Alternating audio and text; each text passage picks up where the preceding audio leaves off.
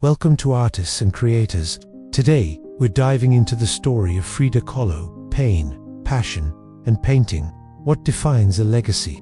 Is it the art left behind, or the life lived in defiance of all odds? For Magdalena Carmen Frida Kahlo y Calderón, better known as Frida Kahlo, it was both. Her life was a canvas, painted with strokes of unimaginable pain and vibrant, unyielding passion. Born in 1907 Pulgadas, Coyoacán, Mexico City, in the iconic Blue House, Frida's life was marked by struggle from an early age. At just 6 years old, she contracted polio.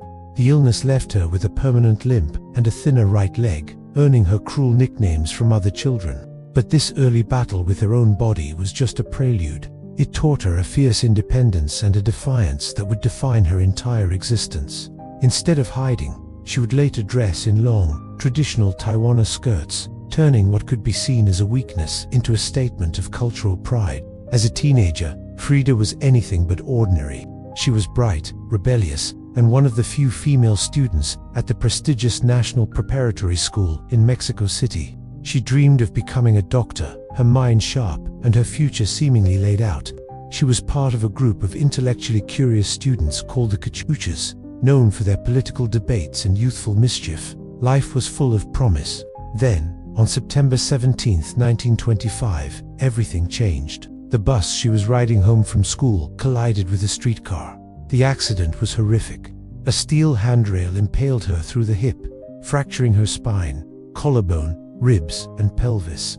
Her right leg was shattered in 11 places, and her foot was crushed. Doctors didn't think she would survive, but she did. Her dream of becoming a doctor was over, but her journey as an artist was just beginning. Confined to her bed for months, encased in plaster corsets, Frida faced a new reality. Her world shrank to the four walls of her room. To combat the crushing boredom and pain, her mother had a special easel made that she could use while lying down, and her father, a photographer, lent her his box of oil paints.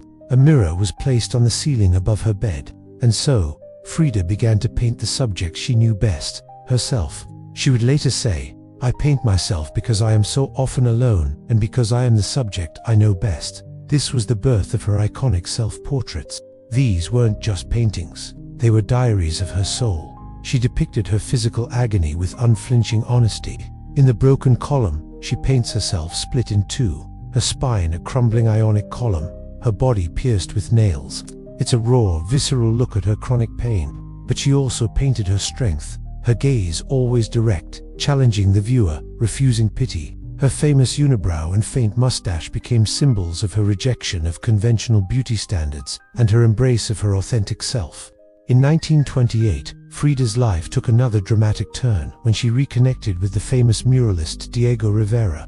He was 20 years her senior, already a giant in the art world. She showed him her work, and he was immediately impressed, encouraging her to continue painting. A passionate whirlwind romance began. They married in 1929, a union she famously described as the second major accident of her life. Their relationship was a storm of love, infidelity, artistic collaboration, and shared political ideals. Their marriage was anything but conventional. They were both fiercely independent, and their relationship was rocked by affairs on both sides, including Frida's own relationships with both men and women. The most painful betrayal came when Diego had an affair with her younger sister, Cristina. The devastation was immense, and Frida poured her heartbreak onto the canvas. In her painting A Few Small Nips, a woman lies murdered in a bed, a reflection of the emotional violence she felt. Despite the turmoil, their connection was profound. They were each other's greatest supporters and harshest critics. They traveled together, living in the United States for a few years, while Diego worked on commissions. It was during this time that Frida's style truly blossomed. She began to incorporate more elements of Mexican folk art and pre-Columbian symbolism into her work, creating a unique visual language that was deeply personal and yet universally resonant. Her paintings were a vibrant mix of surrealism, realism, and fantasy. Though André Breton, the founder of Surrealism, claimed her as one of their own, Frida rejected the label. She insisted, "I never painted dreams. I painted my own reality." Her reality included a deep longing for motherhood, a dream that was shattered by the severe injuries she sustained in the accident. She suffered multiple miscarriages, each one a source of immense grief that she explored in her art. Her painting Henry Ford Hospital is a harrowing depiction of her experience, showing her lying in a hospital bed, connected by umbilical-like ribbons to symbols of her loss and pain. As the years went on, her health continued to decline. She underwent more than 30 operations, many on her spine. She spent long periods bedridden, relying on alcohol and painkillers to manage the constant agony. Yet, she never stopped painting. Art was her lifeline, her way of transforming suffering into something beautiful and meaningful.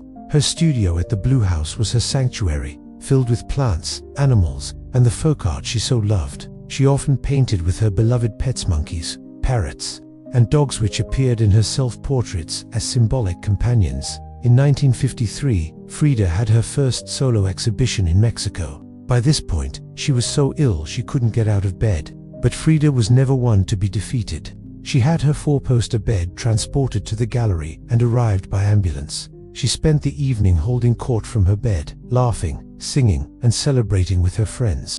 It was a testament to her incredible spirit, her refusal to let pain extinguish her passion for life. Just a year later, in 1954, at the age of 47, Frida Kahlo passed away.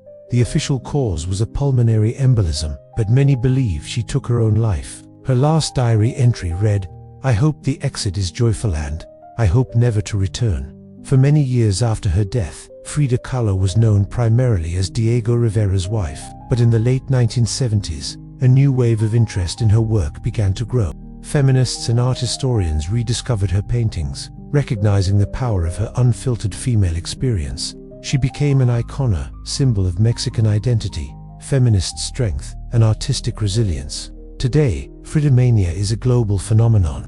Her face, with its intense gaze and flower-adorned hair, is one of the most recognizable in art history.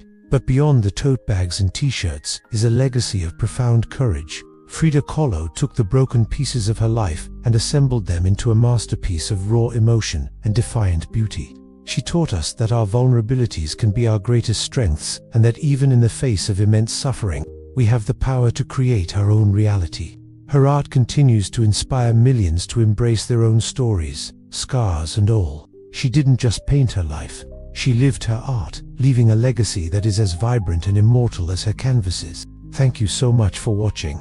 If you enjoyed this journey into the life of an incredible creator, please give this video a like and subscribe to our channel for more stories. We'll see you next time.